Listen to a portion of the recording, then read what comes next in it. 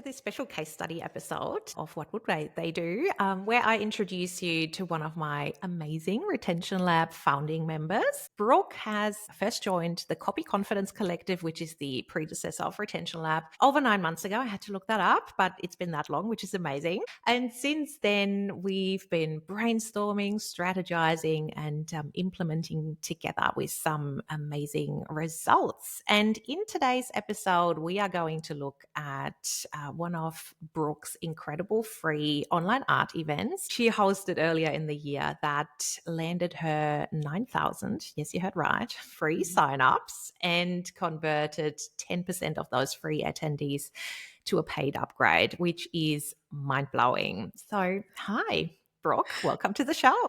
Thank you so much for having me. It's so exciting to be here. I love listening to the podcast, so it's always surreal to be on them. Yay. I'm so glad you agreed to come on the show and share your approach to online events, to online business, and obviously your genius with my listeners. So before we get started, why don't you share a little bit about who you are, what you do, who you serve, and a little bit about your journey into this online business world? Absolutely. So I'm Brooke Henry. If anyone doesn't know, you have a little bit different audience than I do, so I'll probably be new to a lot of people. I also go as BB online, and I have been in the creative business world as a full-time artist for the past couple of years. I always like to say it's a lifetime in the making because I was always that kid that was like, okay, I have this hobby. How do I make some money off of it? And even as early adult years, it was, okay, how can I do this and make something from it? And I always kind of had that entrepreneurship gene in me. It took until a couple of years ago to really go full on. And when I did, I really put my all into it, and it has been so rewarding since. And so I've always been crafty and creative, kind of a dabbler in everything, and I get really hyper focused into an activity. And so it's been great to be able to bring that all together and find a way to serve others as well, because I've always had a big place for wanting to connect with people and help them in some way. And so this has been really rewarding on all fronts. I love your approach to not only online business, but also your genuine connection with your community, which I've obviously been able to witness over the past few months. And as a mum of a teenage daughter who is very much like you, loves all her crafty, arty things. It's just so nice to hear that this online community, this online space really makes a career as an artist a totally feasible thing, where previously teachers would tell you art is just not something you can do for a living. So inspiring. And yeah, I can't wait to explore your take on bringing art and your genius to your community. So I think the best way to set the scene for this episode is probably to talk about this awesome, amazing free event that you're putting on for your community. Maybe tell us a little bit about the format, the event promise, if we're going with, marketing lingo, and how it fits into the bigger picture of your business. Yeah, I'd love to tell you about it. So this was my second year running it. It looked a little bit different than last year. It was called the BB Bash. And last year I did a couple of things that I knew I wanted to change. I didn't go live at all. I delivered videos every day to their inbox, I guess I should say. This year's big change was it was a mix of the pre-recorded tutorials delivered to their inbox and also live events where I would come on and give them mindset talks and really digging deeper into that side of creating as well, because that's my whole thing as a person and as an artist. And one of my biggest whys behind why I do what I do is helping in that connection and the mental health aspect. And so often our creativity just goes beyond just the art part. So one of the main focal points of this event was art goes so much further than just the techniques that you use. And so it was 14 days with 5 prompts throughout, and I would deliver them the prompt on day 1 and an exercise to go with it. This was set up purposely this way because I wanted them to have the chance to explore their take on it first. Last year, that was missing, where I showed them the tutorial right away. It was crammed into a week. People didn't have time to really explore it on their own. They may have had time to make art, but it ended up being they just created exactly what I created. The biggest thing about art is there's no wrong way to do it and to let your creativity inspire. So you don't see many doing it that way. So it was kind of going out on a little bit of a limb to say, I'm not giving you an art tutorial every day. I'm not giving you that content, because usually we think more value, more content. Well, what I'm realizing is we have so much content now in the world. We have so much access to different things that is not always the answer for people to be able to dive deeper or find more value in it too. So day one, it was releasing the written exercise, a little 1-minute video pep talk, and then we had a live call in that same day. For those that could attend, it lasted about an hour, where I would go into everything and open up to questions as well. And then on day 2 in the morning, I would release that tutorial. And so that format worked extremely well. And that's been what my gut was telling me all along. So to see it come to fruition is a really exciting thing. And so we did have a few down days throughout, which I think was great for people to be able to catch up. And it also left time for some of the VIP events that I had throughout. So, You know, in the online space, there seems to be that misconception that virtual summits, which, you know, your event sort of wasn't a virtual mhm, summit while it's more interactive, but that, you know, they need to stick to a certain format. They can be mhm, 5 days max. It needs to be X, Y, Z. So, what I mhm, love about your approach is, as you said, you followed your instincts mhm, and you know your audience best. So, really leaning into what your audience has told you and what you know works for them as a path to success. And what I also love is how you've flipped things around. So, rather than starting with the tutorial and telling people, this is how you have to do it, now go and do it, you mhm, basically gave them permission and an invite to be creative and follow their instincts, which is exactly your approach that you're then promoting in your courses and in your resources that people can sign into. So clever. Just love how you're leaning into your audience and giving them what they want rather than what you think they mhm, want, because the industry and the gurus are telling you to do so. Now, before we get into maybe let's go into the upgrade. So the VIP mhm, components. So the free ticket obviously had those, you know, basics. And mhm, then you mentioned some VIP sessions that people could mhm. upgrade to. Do you want to tell us a little bit about those? Absolutely. And I will say I missed, I guess, what the promise was that I delivered on the free Mm. event. My promise to them was a time to return to your art practice in whatever form that took. No matter how much time you could spend on it, there was no pressure from the beginning that they had to sign up for something paid in order to get everything out of the event that they wanted to get. I wanted it to be enough time for them to consume, but obviously not too long that people don't feel a need to upgrade. And so I think being very clear with people up front that there was going to be an upgrade option this year, because that was new for me, being upfront about that really helped things out, because it didn't come as a surprise shocker to them when I said, hey, do you want to upgrade? They were already kind of expecting that. I had outlined what they needed and what it entailed throughout. So, along with everything that the regular free ticket got, they got lifetime access to all of those videos. So, there was a video per day that was included that the free people could only access till the end of the event.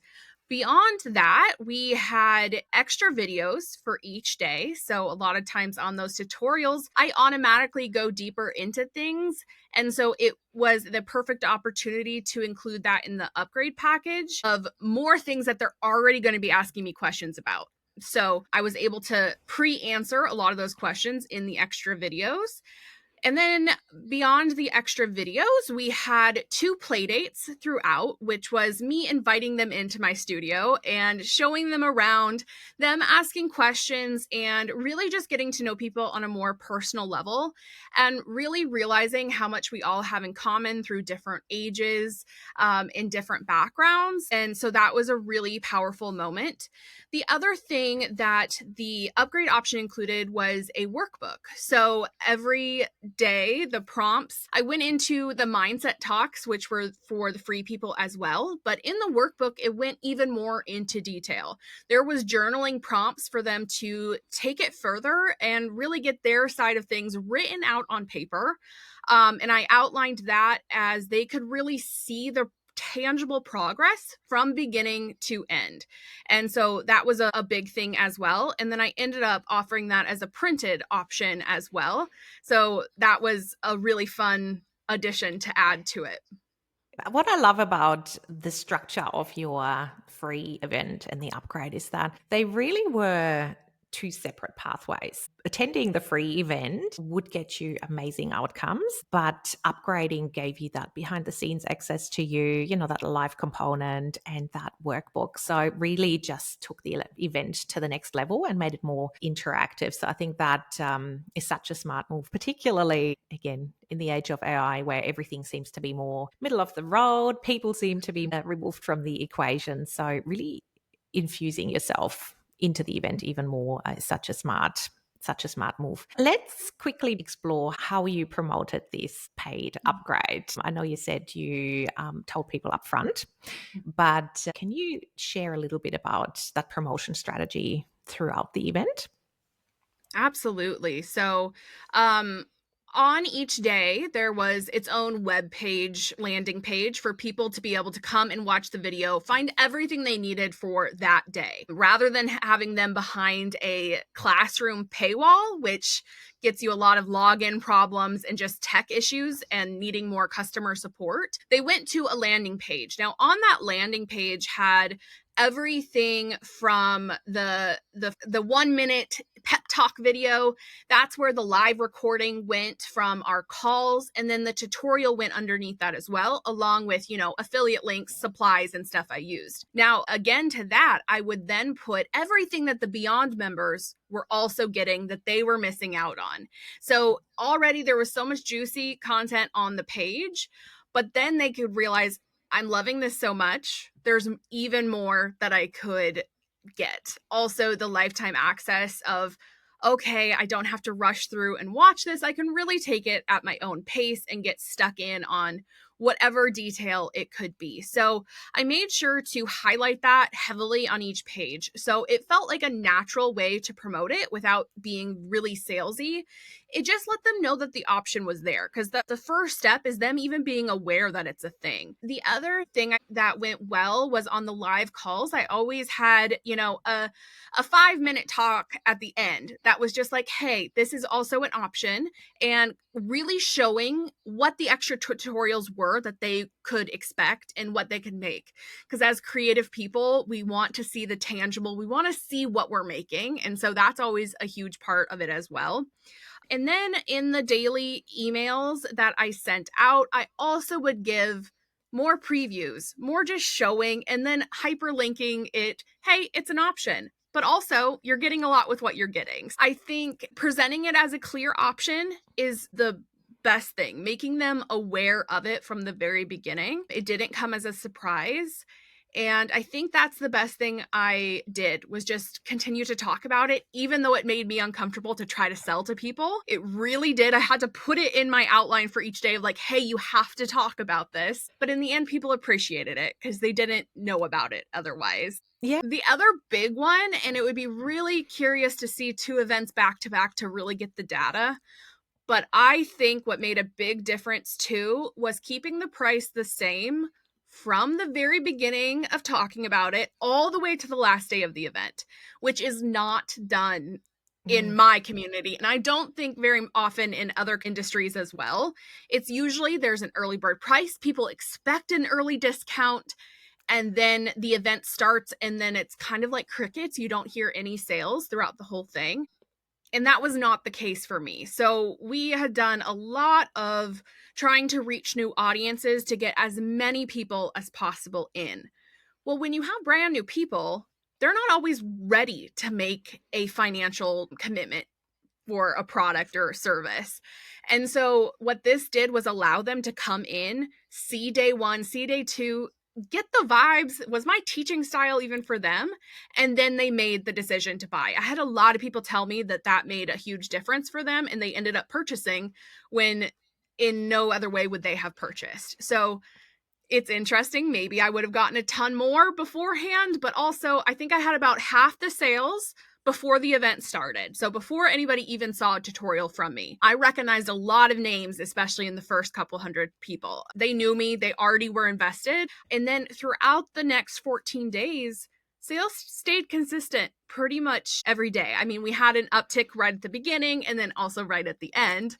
But otherwise, I've never had sales stay consistent throughout a launch like that. I mean, event, but I think that made a big difference too.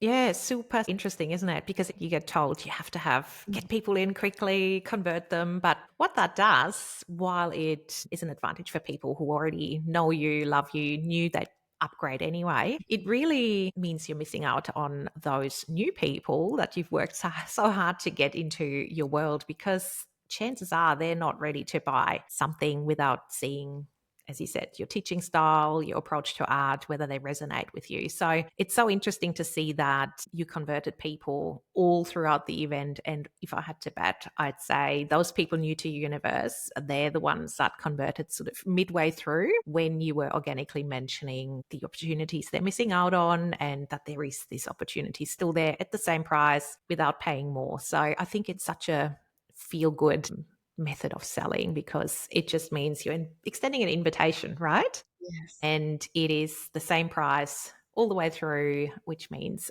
whenever you feel ready to invest, the opportunities there. So yeah, super interesting, and something I think listeners should pay attention to. If it feels good to you and right, Mhm. and you think it's going to work with your audience, why not give it a try? And you can always take those lessons for next Mhm. year and see what works.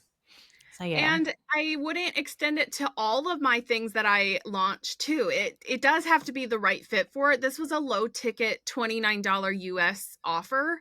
And so it was pretty low to start out with. And I think something about buyer psychology is if they know that they could have gotten it at a discount, they're just not going to pay full price. And so for something this low anyway, it felt like, well, let's just test it out and what goes, because you never know until you test. Absolutely. It's all about the, testing, following your gut, and then you can take the lessons and learnings and improve on those for the next year. Talking about lessons and future events, are you planning to run this event again in the future?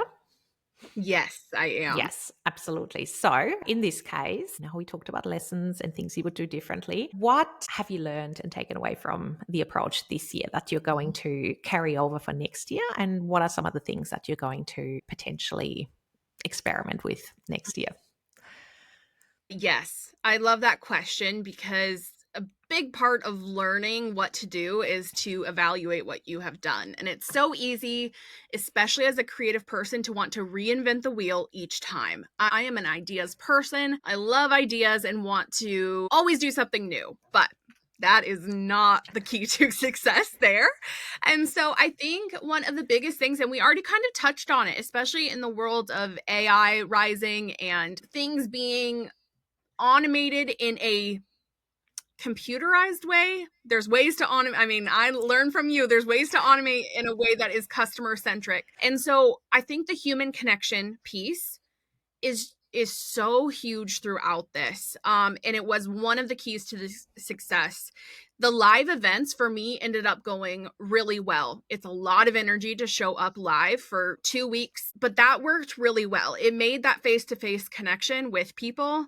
The other part of the human connection is in the upgraded community. That's where I was most active, and people knew that. The free community was hosted over on Facebook, and I had my virtual assistant kind of filter through for any questions. But otherwise, I only have so much time to give. So people also knew that the Beyond community was where they could expect to see me the most. So human connection, I think, and just being vulnerable with people was a huge one for this.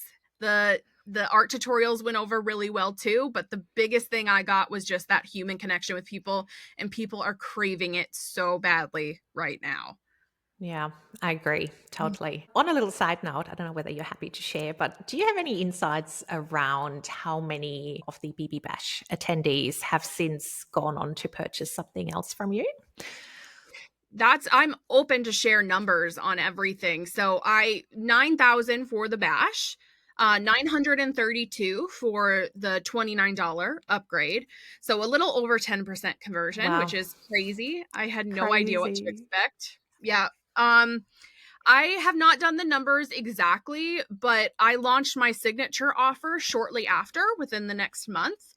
And I have about 225 people in there, and that's a $400 offer. And so I need to go in and do the numbers, the data of like who exactly, but I know a ton of those names I recognize, and a lot of them are first time names where Mm. they came in through that event. And it's a good indicator that going above and beyond for even a free experience and really keeping attendees in mind and making sure they're getting the most out of it is so important for that long term path and journey Mhm. with you. That first impression is so important and really sets up that continuing customer journey for years to come if you do it right and stay consistent. I think so too, and that's actually one of the biggest things I had in my mind. Of course, I wanted my signature 12-week class to have as many as possible this year, but I also thought with the 9,000 coming in, my goal is now for the next entire year to nurture them as much as possible. And so for me, I did have more of that big picture in mind of, yes, it'd be great now, as many as possible, but think about the longevity of getting those people in a great first experience and Mm. then continued great experience. And so often people kind of phone it in on free events, because it's free. But in my mind, if they have a great time in that free event, they're confident in their purchase. I have not had a refund for my signature offer. I think I had one complaint out of the 9,000 during the bash. And I think that just says a lot about customer support and just connecting on a human level. Yeah. And I think the transparency at your end probably has contributed as well, rather than having those sneaky upsells and Yeah. sneaky sales offers. You've been consistent in the lead up, you set the scene, and you really went above and beyond, which is amazing. So I know in the lead up to the event, we went back and forth, brainstormed, obviously, as part of your membership. Can you share a little bit with listeners what that's meant for your mindset going into the event, potentially also some of the strategies that you've implemented for the BB Bash? Yeah, it was a huge help to have your ear on a lot of the things going in. And I love the way that you approach the customer side. In fact, I've told you from your very first email after I signed up, where you did a personalized video to me, I was hooked on you. And everything that you've put out, it just feels so tailored to me and what I need right now. A lot of what I tried to take was making sure that each person, as much as possible, felt seen on an individual level. And so it got me thinking more your membership about what kind of trigger links I could put in to the different emails. And even if I didn't use those for that event, this entire next year, I can now use those trigger links on sending them personalized emails for this thing or the other thing. I also think having your ear on just how that copy comes across to other people, and is it clear? Because one of the best things I think you said in one of your first review videos was clarity over cleverness. And I come back to that so often because it is. We feel like we have to be super clever in the way we say things. Well, if it's confusing to people, they're out. They're not going to buy. And so with an event this size, this scale, and like my signature offer, having it be clear to a newcomer coming in. So having somebody else's eyes on that was very helpful. And then having just your one-on-one support too, where, I had a couple real late nights trying to get things done, and you came in like a lifesaver and you were like, "Hey, do that different," or because I asked you to do that for me. And just having that other set of eyes is so key and so beneficial. So I highly recommend it to anybody that wants to give it a shot. Well, I'm so glad I could be helpful. It's magical sometimes having that objective perspective, isn't it, of someone who knows about what you do but is not so entrenched in your business and your office. So love to hear that I could be a tiny contributor to that success. Before we wrap up, I would love to ask you the question that I ask all my guests. What's your burning question that you have when it comes to customer experience that you would like either me to answer or a guest expert that I can try to get onto the show? It's kind of a personal one related just to my business, but I bet a lot of people probably feel this way too. And it goes into just the way that you helped the most as I was preparing of kind of, does my full brand, the full customer experience feel cohesive beginning to end? I want somebody coming in to be super clear where their next steps could take them. I want those offers presented to them at the time where it feels natural versus salesy. Everything that I've bought from you comes up at the perfect time. And I'm like, yep, I didn't even feel pressured into that sale. What she did was just let me know it was there. And I thank you for it. Like, I love that side of the business because I'm uncomfortable selling to people. And so I like it to feel more coming from a place that is my heart of just like, hey, this is here if you want it. So I've done a lot in the last couple years, and I feel like these events were really cohesive beginning to end. But almost going back to some of my first stuff that are like off of my radar and being like, hey, let's bring this up to speed, or this may be clear in your head, but nobody else knows what's happening or whatever. Yeah, I love this. I'll see whether we can have a future episode on how to do just that, how we can just magically present the right offer at the right time so you don't have to sell all the time. Love the topic. Thank you so much for coming on the show, Brooke. That was awesome. Before we go, can you tell listeners where they can check you out, potentially sign up to some of your workshops and events and get some creativity in their lives? Absolutely. So bbhenryart.com is going to be your main place. That's going to take you to my email list, to my classes, everything that I do. If you're wanting a great entry point, I have a free class available, but also I have a lot of YouTube videos that give you just a really nice entry point to finding out if it's even for you or not, if you want to get stuck in further with the hobby. And then I'm also, on Instagram, YouTube, all of those places. But bbhenryart.com is the best one. Awesome. Thanks so much, Brooke. I'll link all those destinations up in the show notes as well, and highly recommend jumping onto Brooke's stuff because it's highly inspiring and wants me to get back into crafting as well. So before we wrap up, if you enjoyed today's episode and you think someone you know might enjoy it too, please feel free to share. Also, give us a follow, subscribe, and if you liked it, leave us a review as well. Thanks so much for tuning in, and I'll see you next week.